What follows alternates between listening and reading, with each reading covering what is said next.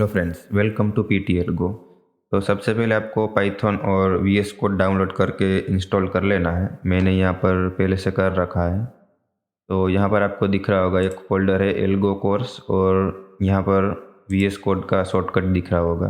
तो आप दो तरीके से वीएस कोड ओपन कर सकते हैं। एक तो इस फोल्डर को राइट क्लिक करके वीएस कोड में ओपन कर सकते हैं, या फिर वीएस कोड को डायरेक्ट ओपन करके वो वाला फ़ोल्डर ओपन कर लेना है हमें जो डेस्कटॉप पर रखा है। तो वीएस कोड में जाकर फाइल पर क्लिक करके ओपन फोल्डर पर जाएंगे और डेस्कटॉप पर एल्गो कोर्स का जो फोल्डर है उसको हम ओपन कर लेंगे। तो यहाँ पर जो भी हम फाइल क्रिएट करेंगे वो उस एल्गो कोर्स वाले फोल्डर में सेव हो जाएगा। यहाँ पर सबसे पहला ऑप्शन दिख रहा होगा आपको न्यू फाइल। तो न्यू फाइल पर क्लिक करके हम लोग लिखेंगे main.ipynb, यानी कि जुपिटर नोटबुक का हम लोग फाइल क्रिएट करने वाले हैं। तो यहाँ पर आपको दिख जाएगा ये जुपिटर नोटबुक ओपन हो गया है। तो इसको हम लोग हाइड कर देते हैं यहाँ से इस तरीके से।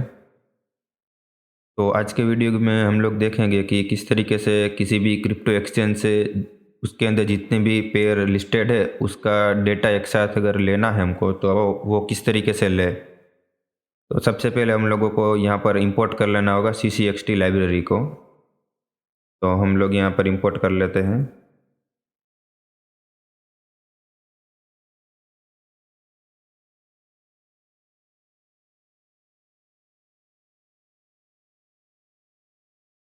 तो ये यहाँ पर इंपोर्ट तभी होगा जब आपने CCXT लाइब्रेरी को पिप इंस्टॉल करके इंस्टॉल किया है।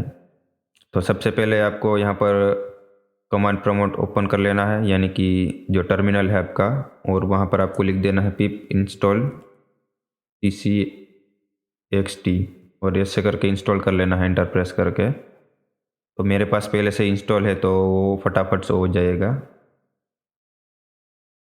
तो यहाँ पर इस तरीके से आप कोई भी मॉड्यूल इंस्टॉल कर सकते हैं। तो जुपिटर नोटबुक का सबसे बड़ा बेनिफिट यही है कि आप लाइन बाय लाइन कोड को रन कर सकते हैं। तो सबसे पहले ये वाली जो फर्स्ट सेल है उसको हम रन कर देते हैं। तो ये वाला फर्स्ट सेल जो वो रन हो गया है। अब दूसरा कोड हम यहाँ पर ऐड करते हैं। तो यहाँ पर हम लोग देखते हैं कि CCXT के अंदर कितने एक्सचेंज लिंक हुए हैं। तो CCXT.exchange करके हम लिखेंगे तो हमको सारा डेटा मिल जाएगा। तो यहाँ पर देख सकते हैं VS कोड में ऑटो सजेस्ट का ऑप्शन आता है। तो ये ऑटोमेटिक आपको सजेस्ट कर देगा, आपको पूरा कोड एंटर करने की ज़रूरत नहीं है।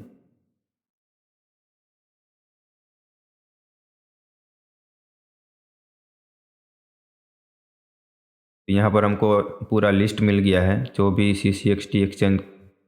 एक्सचेंज CCXT में लिस्ट हुए हैं वो सभी का। तो यहाँ पर आप देख सकते हैं 112 एक्सचेंज यहाँ पर अभी लिस्टेड है CCXT में। तो इन सभी एक्सचेंज का हम लोग यूज़ कर सकते हैं और इन सभी एक्सचेंज से हम लोग जो लाइव डेटा है वो हम फेच कर सकते हैं। यहाँ से हम लोग इसको क्लियर कर देते हैं। अब हमें किसी एक्सचेंज का अगर डेटा चाहिए तो हमको उस एक्सचेंज का जो क्लास है उसको हमको यहाँ पर लिखना होगा। तो CCXT.Binance हम लिखेंगे तो यहाँ पर आपको दिख जाएगा। ये एक हमारा बन गया है।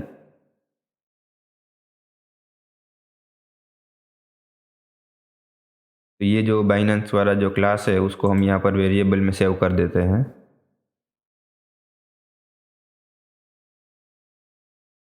बाइनेंस एक्सचेंज करके। अब जब भी हमको बाइनेंस एक्सचेंज में से कुछ भी डेटा लेना है तो हम ये वाला वेरिएबल यूज़ करेंगे। तो बाइनेंस एक्सचेंज डॉट और यहाँ पर हम लोग लिखेंगे फेच। यहाँ पर आपको बहुत सारे ऑप्शन दिख जाएंगे, वहाँ से आपको ढूंढ लेना है फेच टिकर्स।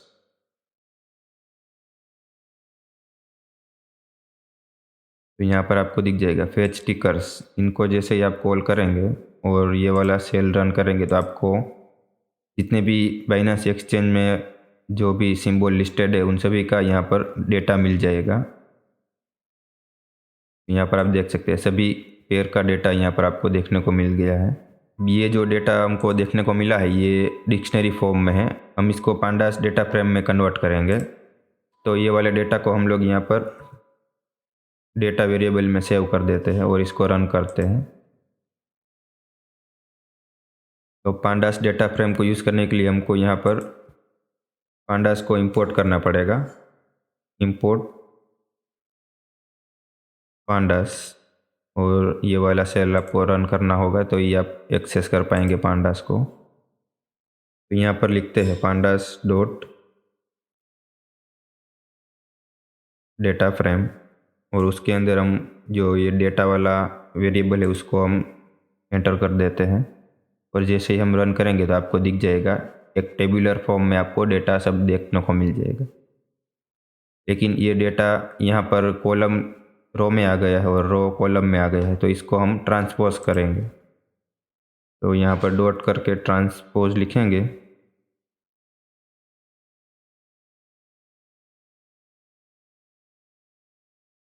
तो ये ट्रांसपोज हो गया है। अब समझ लीजिए कि ये जो डेटा है उसको हम एक्सेल शीट में डालना चाहते हैं, तो वो भी आप यहाँ पर कर सकते हैं। इस डेटा को हम स्टोर कर देते हैं DF करके, और जिस फोल्डर में भी ये फाइल है उसके बाजू में ही आपको एक्सेल शीट क्रिएट कर लेनी है। तो हम यहाँ पर ये वाले फोल्डर में आ जाते हैं और वहाँ पर एक एक्सेल शीट क्रिएट कर लेते हैं।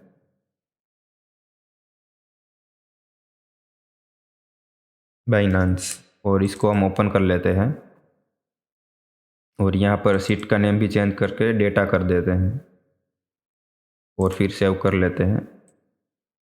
तो अब एक्सेल विंग लाइब्रेरी का हम लोग यूज़ करेंगे ताकि ये जो DF यानी कि जो टेबुलर फॉर्म में जो डेटा है उसको हम यहाँ पर सेंड कर सकें। तो उसके लिए हमको एक्सेल विंग को इंपोर्ट करना पड़ेगा। तो इंपोर्ट एक्सेल विंग्स। जब कभी आप लोग यहाँ पर कुछ भी चेंज करें तो वो वाला सेल आपको रन करना होगा, वरना उसका इफेक्ट देखने को नहीं मिलेगा। तो WB इज इक्वल टू, ये वर्कबुक का हमने एक वेरिएबल सेट कर दिया है और यहाँ पर लिख देते हैं एक्सेल विंग्स डॉट बुक, और जो एक्सेल का जो हमने नेम दिया था वो यहाँ पर आपको एंटर कर देना है, बाइनांस डॉट एक्सेल SX, और इसको हम रन करते हैं। अगर कुछ भी प्रॉब्लम हुआ तो यहाँ पर एरर शो कर जाएगा। तो यहाँ पर हमने नेम एंटर करने में गलती कर दी थी।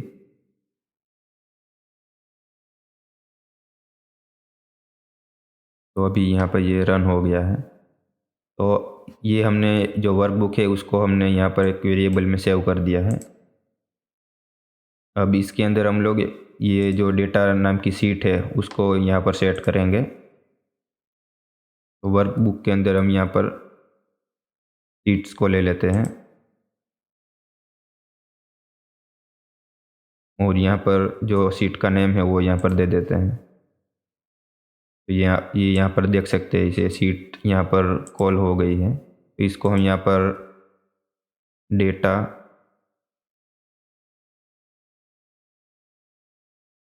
शीट, तो यहाँ पर डेटा शीट नाम के वेरिएबल में हमने इसको सेव कर दिया है।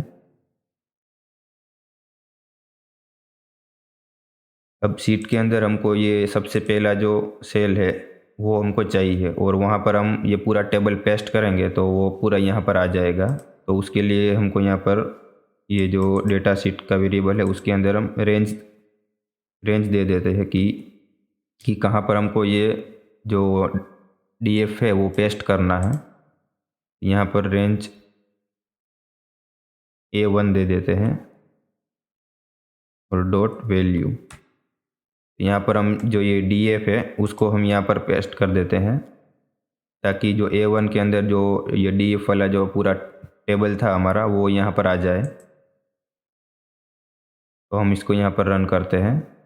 तो यहाँ पर आपको देखने को मिल जाएगा कि एक एरर देखने को मिल रहा है। अब ये एरर इसलिए आ रहा है, तो एरर आप यहाँ पर देख सकते हैं कि must be real number not dict, यानी कि जो हमारा टेबल है उसके अंदर कोई एक कॉलम ऐसा है जिसके अंदर रियल नंबर नहीं है बल्कि एक डिक्शनरी है। तो वो हमको यहाँ पर रिमूव करनी पड़ेगी। तो यहाँ पर DF को हम एक बार प्रिंट करके देख लेते हैं।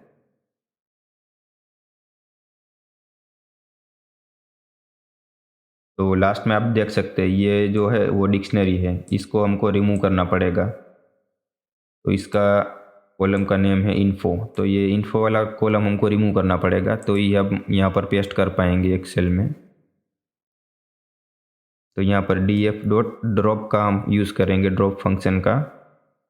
तो जैसे ही यहाँ VS कोड में आप देख सकते हैं ड्रॉप लिखा, तो आपको यहाँ पर सजेशन में दिख भी रहा है कि किस तरीके से ये ड्रॉप फंक्शन का यूज़ करना है।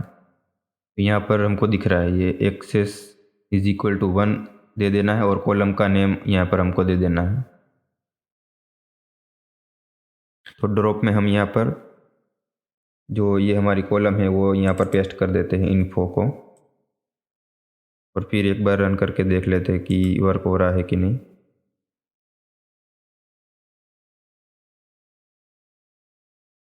यहाँ पर हमको एक्सिस इक्वल टू 0 या 1 देना ही पड़ेगा, तो यहाँ पर हम एक्सिस इक्वल टू 1 कर देते हैं। यानी कि कॉलम को हमको रिमूव करना है। तो अब देख सकते हैं यहाँ पर जो लास्ट वाला कॉलम था वो निकल गया होगा। तो अब ये वाला जो कोड है उसको हम यहाँ पर कट करके पेस्ट कर देते हैं इसके पीछे, ट्रांसपोज के पीछे। तो ये जो df है उसको हम यहाँ पर यूज़ किया था, तो इतना पार्ट हम लोग कट करके डायरेक्ट यहाँ पे पेस्ट कर देते हैं, और ये वाले सेल को हम डिलीट कर देते हैं। अब इसको एक बार रन करके देख लेते हैं df को, और ये जो एक्सेल में हम लोग डेटा सेंड कर रहे थे उसको हम रन करते हैं। तो यहाँ पर आप देख सकते हैं सक्सेसफुल हो गया है, एक्सेल में डेटा आ गया है। तो इस तरीके से आप कोई भी एक्सचेंज का डेटा यहाँ पर पेस्ट कर सकते हैं सेम एक्सेल शीट में। तो दूसरा एक्सचेंज हम यहाँ पर देख लेते हैं। तो यहाँ पर अभी नेम दे देते हैं OKX। तो हम लोग OKX का डेटा यहाँ पर फेच करते हैं। तो जो भी यहाँ पर अभी ये सक्सेसफुल सेल रन हो गए हैं उन सभी को हम ग्रुप में एक साथ ले लेते हैं।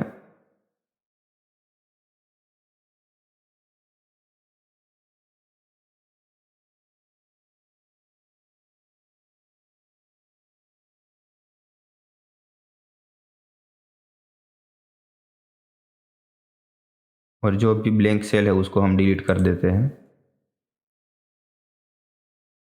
तो यहाँ पर जिस तरीके से हमने बाइनेंस एक्सचेंज को कॉल किया था उसी तरीके से हम लोग OKX एक्सचेंज को कॉल करते हैं।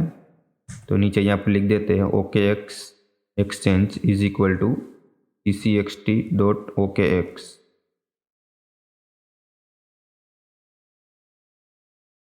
तो इसको यहाँ पर हम रन करने के बाद एक नया सीट हमको क्रिएट करना पड़ेगा, जो हमने यहाँ पर अभी क्रिएट किया है OKX नाम का।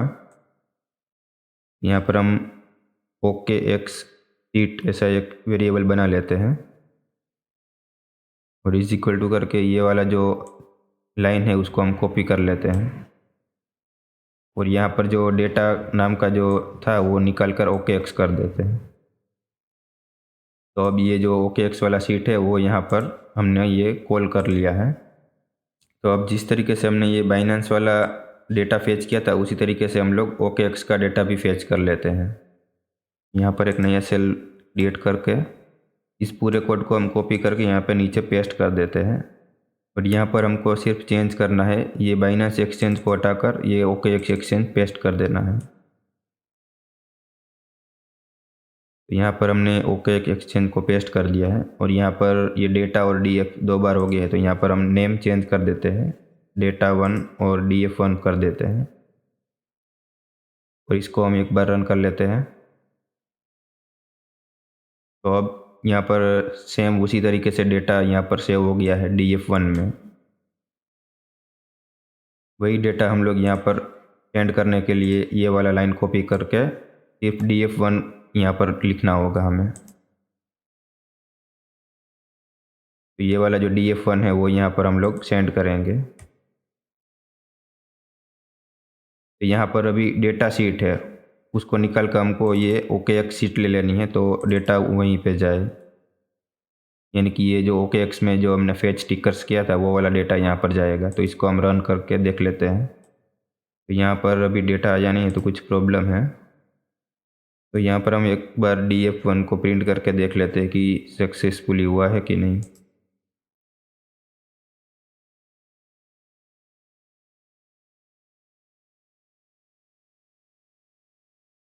तो यहाँ पर आप देख सकते हैं कि OKX एक्सचेंज का डेटा यहाँ पर आ गया है और यहाँ पर आप देख सकते हैं कि OKX की जो शीट है वहाँ पर भी डेटा आ गया है। तो अब ये वाला जो डेटा है वो हमने यहाँ पर इतनी, एक बार इसको हम क्लियर कर लेते हैं। तो अब पूरा कोड हम एक साथ सेट कर देते हैं।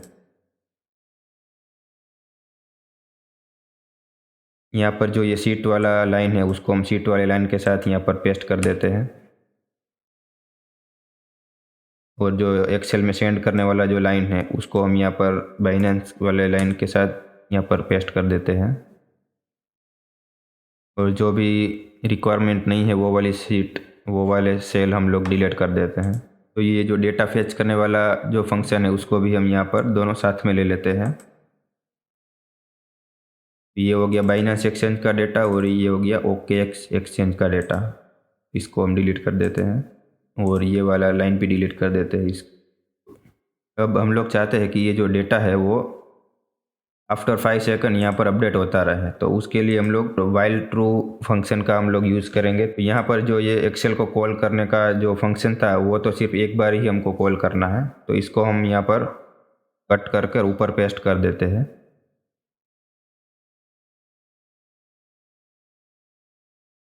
उसके बाद ये वाला जो डेटा है उसको हम इसके साथ पेस्ट कर देते हैं। अब ये वाला जो फंक्शन है उसको हम वाइल ट्रू में पेस्ट कर देते हैं ताकि वो इनफाइनाइट लूप में रन होता रहे। तो यहाँ पर हम लोग लिखेंगे वाइल ट्रू और वाइल ट्रू के अंदर हम ये वाला जो पूरा डेटा है उसको हम यहाँ पर पेस्ट कर देते हैं।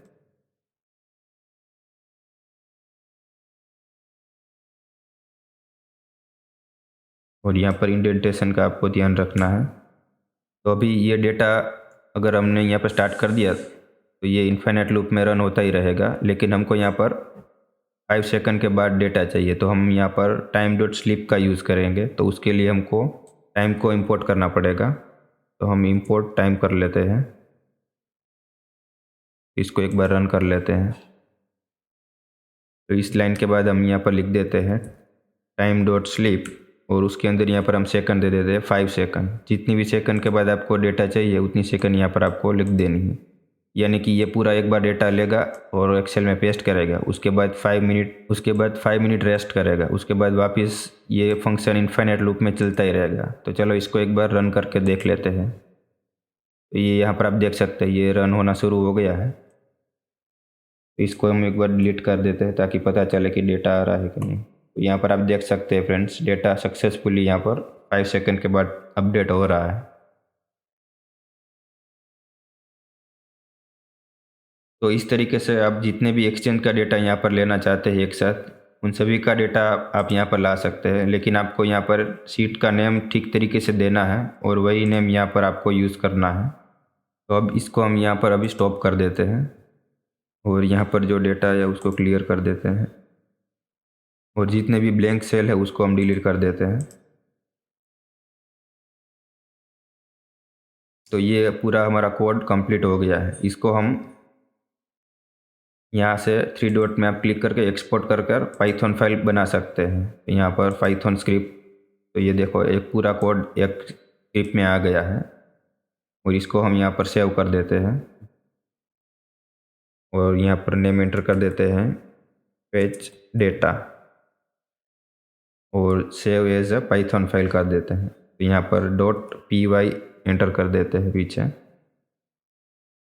तो ये यहाँ पर सेव हो गया है। यहाँ पर आप देख सकते हैं फेच डेटा।